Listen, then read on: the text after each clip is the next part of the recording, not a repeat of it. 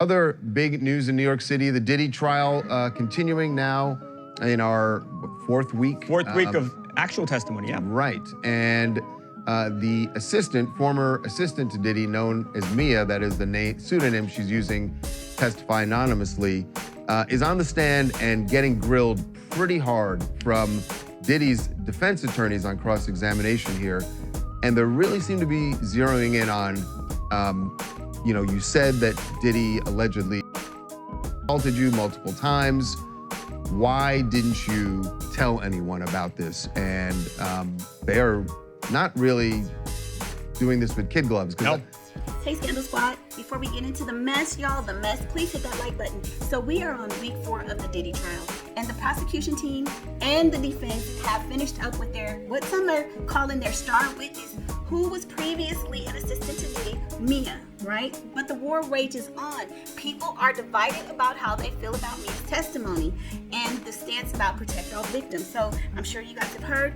Some people feel that Mia is very credible, that she may have had some Stockholm syndrome as to why she continued to work for Diddy and she never exposed him, and why she was saying so many nice things about him online on social media. And then there are others who feel that it's just a money grab, that she didn't come and have any of these allegations until after Cassie, and she, like they say, the Me Too movement, she was like, after Cassie did it, well, me too. So I don't know how you guys feel about it, but let's get into it. So I'm not there this week, so I have to rely on courtroom tweets, transcripts, and folks that I trust that are witnessing her testimony in real time, right? Ultimately, no matter what we say on the outside, it comes down to what the jury thinks. But we all have an opinion, and at this point, I think it's hard for people to ascertain as to why, even if she didn't report it or go to HR or file a lawsuit about the SA, we're not talking about the wage situation, but the allegation she has about the fact that Diddy, touched her and stuff like that. Why she never confided in maybe a friend, someone outside of her workplace. And when you look at situations like this, it's hard, because you have those that are like therapists, and they're saying you have to understand the mindset of a victim, and then you have people like myself who have never kind of gone through something like that, and then so we say, well, what would a reasonable person have done? And to me, even if she didn't feel she could trust anybody inside Diddy circle, like you document things, you write it in a journal, or you a post-it note, you place it somewhere. And I believe she's a college educated woman, so these are just minute things that we learn, fundamentals as you go through life. Like if something is happening in the workplace or something, you got to document. You don't necessarily have to go to HR and tell, but you write that down somewhere. Maybe tell a friend that lives in South America, a ways away, or something, so that at a later date you will have a receipt or a reference. I gotta say, I learned that early on, but that's just one thing, and I think that's one of the things that people are finding it hard, like so hard to believe her, because it's like you've had all these interviews with the feds and everything, and you didn't think to, come forward with these allegations that he had been essaying you until way late in the game. So I think that's why people, and then there are other things that they're zeroing in on, her behavior and demeanor on the stand. And one of the things that I particularly have an issue with, because I was a litigation secretary, so I know the game in terms of how attorneys coach their clients, just like the feds will coach the witnesses who are going to be testifying on their behalf.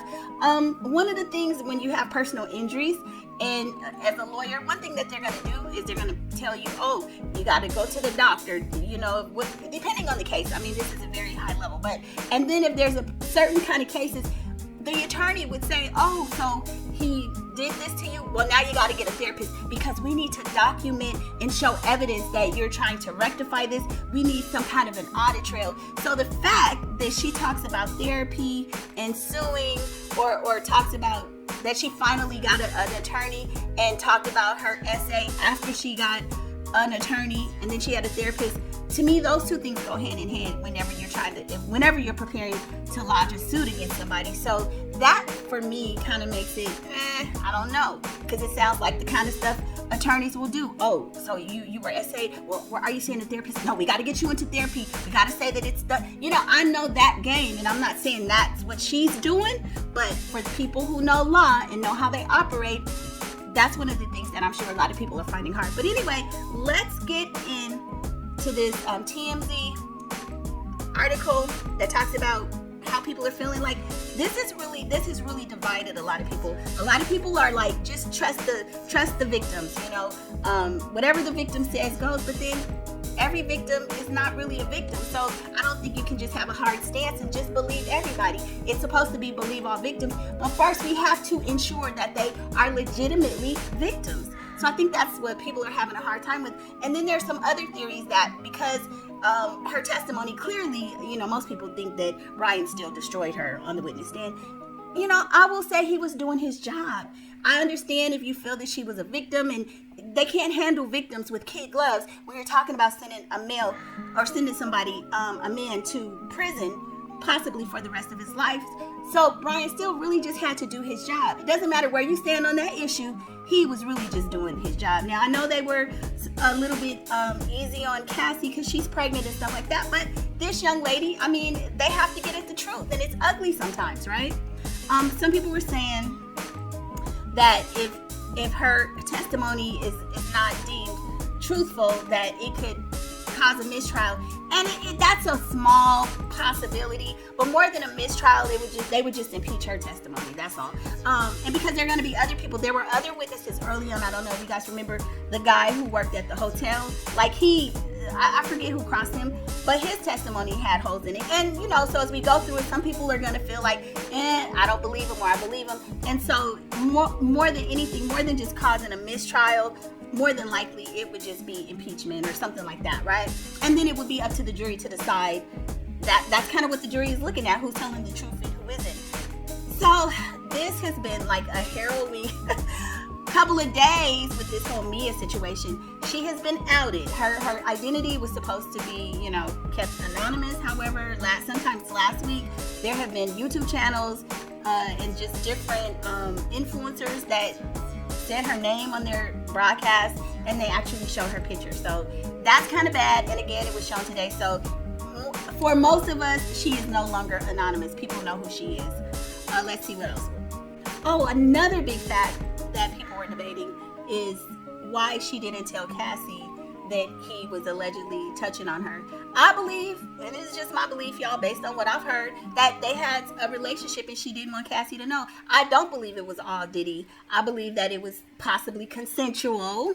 I do. And that she did not want to out herself. I'm not saying Diddy didn't do some bad things to her, but I feel like at some point, you know, she could have said something, not necessarily have told Cassie, but I feel like when they were having the text threads, or when he was threatening her, like, I'm going to tell Cassie, I just have a hard time believing that a person would be like, yeah, tell her, because it's your fault. This is what you're doing to me. And I know the others are saying, well, no, she couldn't, because then it's a whole bunch of she couldn't. And I have a problem with that. This is TMZ. Mia reveals why she kept the secret from Cassie.